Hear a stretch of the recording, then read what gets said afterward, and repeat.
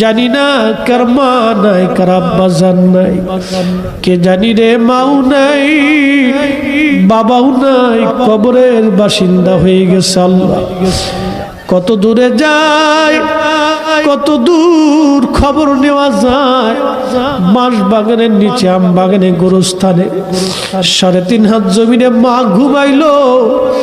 কত বছর পার হয়, মাকে বলতে পারি না মা খাইছুনি। কতদিন পার হয়, আব্বাকে বলতে পারি নাই বাবা খাইছুনি। এই মাহফিল যারা সাজাইলো তাদের বাবার কুল, মায়ের কুল।